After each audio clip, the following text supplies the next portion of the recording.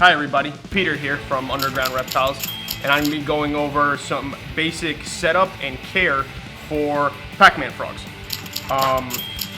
First thing, if you're starting off with a smaller baby like this guy, now remember, Pacman Frogs are terrestrial frogs, which means they live on land. These guys don't swim. So what you're going to want to do, if you're starting off with a baby like this, you can start in a breeder box.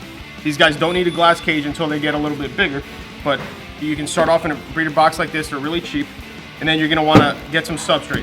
What I recommend is coconut fiber or cocoa husk, plantation soil, whatever they call it. It's a compressed brick like this, and you put it in warm water and it expands out. It's really absorbent and holds moisture and water in it really well, which is perfect for frogs. Some people recommend sphagnum moss. I don't for these guys because they're called Pacman Frogs, obviously, for a reason. They got a big mouth, so when they go to eat, they can get some of that moss in their mouth and swallow it, and that's much harder to pass than this stuff. This stuff is super small and granular, so they can get it out of their system real easy, where moss can sometimes cause them to get impacted, things like that.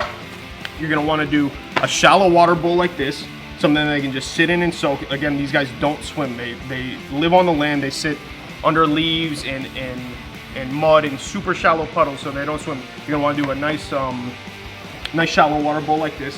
You want to do some foliage that they can get up and hide in. You can do a half log, something like that.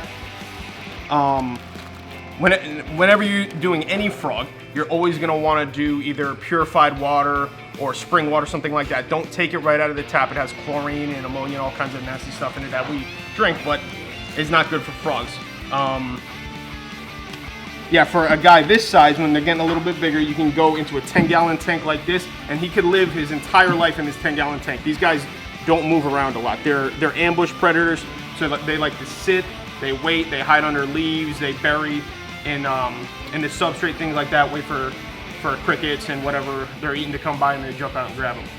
All right, now as far as feeding goes, you're gonna wanna mainly do these guys on bugs. They love crickets, cockroaches. You can do hornworms, things like that, and then every once in a while, around once a month, you can do a small rodent. You don't want to do rodents too much because it's hard for them to digest that much protein. You're going to want to feed these guys about 2 to 3 times a week. Do not overfeed them. If you overfeed them, they can start to have seizures and stuff like that, and they'll die. And they'll eat every time you feed them. So you really want to be careful on how much you feed them. 2 to 3 times a week is more than enough. Yeah, when you're doing your substrate, you're gonna probably want to do, for a guy this big, I do about 1 inch of substrate along the whole bottom, so he can bury down nice and deep in that, and he'll just hang out in there and eat just about anything you throw in there. They're great pets. They're super fun. They're easy. As far as frogs go, frogs can be, like some tree frogs, can be a little bit more difficult. The terrestrial frogs, like these guys and the pixie frogs, they're a little bit tougher, so I'd recommend that if you're starting off in frogs. And yeah, that's pretty much all you need to know about the Pacman Frog. Make sure you like this video, subscribe to our channel, and click the bell to get notifications.